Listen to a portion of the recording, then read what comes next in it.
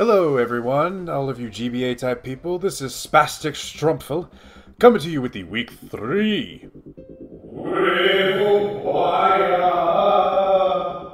This week, we're going to be taking a little bit of a divergence. I know everybody voted last week on who they wanted to see on the next Waiver Wire, but we're going to do something a little different.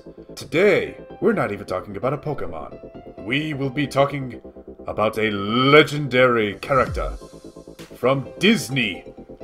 The one, the only, Flounder! Now, Flounder is a wonderful little fish. He's yellow and blue, and Ariel's most constant companion. Wait, what in... Surprise me! Gotcha! I don't think so! You win! I'm, not entirely sure what just happened, folks. But hey, here we have Stunfisk. Last week's Waiver Wire poll winner, Waiver Wall. It wasn't last week's poll. So let us gaze at the stars, just like our fat fish friend here, and pray to Arceus that we can do this week. Looking at Stunfisk's stats, here we have a somewhat decent spread for a lower tier Mon. We have an HP stat of 109, attack of order 66, defense 84, special attack 81, special defense 99, and speed of 32. Stunfisk is a unique ground-electric combination, which means that if it ever gets into an argument with itself, it's halfway downtown to Farmville. Offensively, Ground is great at checking a lot of different types of mons, including bulky, rock, and steel type walls, obnoxious as poison types, and fast electric types, even though 99.99999% of them run HP Ice. What the f? Electric is great at zapping the daylights out of water types and frying almost as many birds as Colonel Friggin' Sanders. Now defensively, Ground can completely negate electric types altogether, while not caring as much about stealth rocks or sludge waves as many other mons. Electric is also very good defensively, as it only has one weakness in ground and 3 resists in itself, flying, and steel. Not bad at all. Cool. Now let's try to find some pros about this mon, and why you should consider drafting it onto your team. For a lower tier mon, it can act as a pretty decent special sponge with its good HP and decent special defense. Plus, its electric immunity can stop volt switchers from momentuming all over your face. It has some good coverage options, mainly in ground, electric, water, and poison, allowing it to check some of its weaknesses, like water, ground, and grass. It has access to some good support moves, namely Stealth Rock, Yawn, Toxic, Rain Dance, Pain Split, Reflect Type, Scald, and Sandstorm, which can really help mitigate its low speed by giving it some evasion with Sand Veil. And now for the cons. Oh boy, where do I start? Did I mention that this little is slow? Seriously, base 32 isn't enough to outspeed a lot of common walls. Alamomola, Tangrowth, the Reggie Trio, the list goes on. It's 2 points faster than Slowbro and Slowking. And slow is in the name. It has a pretty shallow move pool with very few options in the way of, well, much of anything. It doesn't have any recovery outside of Pain Split and Rest, very few moves to take advantage of its mediocre special attack, and a lot of its coverage options come from physical moves. It has a base 66 attack. You'd be better off sticking it on the end of a pole and using it like a flail. Its weaknesses can also be very easily exploited. Water, grass, ice, and ground are common on just about every team, as many mons outside of those types can get coverage options to all over this thing. I mean, seriously, what the is this design? I know it's based off of the Stargazer fish, but holy shit, is it thing ugly. It looks like a pancake with googly eyes that got run over by a steamroller that had also just run over a f***ing cheeseburger. But enough about this flimsy floppy failure of a fish's ugly mug. Let's talk about some sets. So here we have a few basic Stunfisk sets. This first set here is your very typical run-of-the-mill Stunfisk Smogon set, running leftovers for some small passive recovery, Running Static for physical attackers who want to try and flatten your face even further than it already is. Toxic, spreading around some poison because, in reality, who the hell wants to be poisoned? Hey, you get out of here.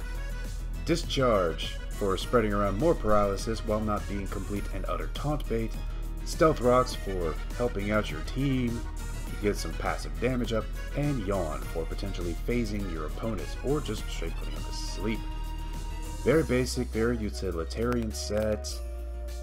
You might even be able to run Pain Split on here or Protect or... Nah, fuck that, just run Pain Split if you want to get some more recovery back. Other than that, not a whole lot else in this utility set. You might run Magnet Rise to preserve your longevity. You might even run Rain Dance if you've got a team that can benefit from rain, or run Sandstorm for its own benefit. But this right here, your basic utility set with some wiggle room. Shut up. Here we have an Assault Vest bulky sweeper set. Not sure why this thing is going to be a sweeper, but let's run with this. Running Assault Vest to raise its already semi-good special defense even higher, putting 4 points in it. Running Sand Veil, hopefully you'll have Tyranitar or Hippowdon or somebody to set up sand. Running Earth Power, Sludge Wave, Thunderbolt, and Surf.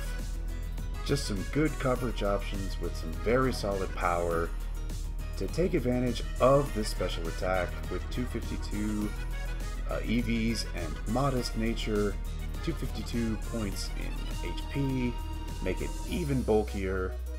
Or alternatively, instead of sheer power, you can switch up and go Discharge, Sludge Bomb, and Scald to have a higher chance of spreading around even more status, while still putting on offensive pressure. So these two sets are almost identical. It's basically what do you want to do with offensive set. But here we have this week's Bill set, taking full advantage of the fact that Stunfisk is the trap Pokemon. Now running Leftovers for passive recovery, and Limber because you don't want to be paralyzed, because you're already going to be slow at because Curse, we are running Curse. This is a physical setup sweeper. You're already going to be slow, so we're running absolutely no EVs in speed. We are running the Brave nature to max attack and minimize speed, while running Earthquake for the maximum stab damage possible, Rock Slide for any of those pesky flying types that want to try and come in, or Levitators that think they can just sit there and laugh at Stunfisk's flatness, whatever. But the trap comes from Infestation. Now Stunfisk does not have access to Magnet Pull or anything like that, so Infestation will trap your opponent, and ideally you trap a wall that really can't do anything to you, or you trap them on that is locked into a move that can't really hurt you, or is an electric type and you're immune to it. So you trap them, hopefully you pull this off right, you trap them, you curse all over them. Yeah, exactly. And then you proceed to go Earthquake and Rock Slide. Now you could potentially run Stone Edge over Rock Slide if you want some power, but if you want some more reliable hits, you go Rock Slide. So that is going to be it for the Week 3 Waiver Wire. Be sure to tune in next week when the real Strompfel returns. If you want to be a part of next week's show, be sure to check the link in the description below for next week's straw poll. Your choices are going to be Crawdaunt, Tyrantrum, Latias, Jinx, Chandelure, Lucario, and Kabutops. If there are any mons you want to see in the Waiver Wire, be sure to leave them in the comments and they could potentially be put in the next poll. Thank you for tuning in. I've been your host this week, Ostbastic1, and we will all see you at the same time next week.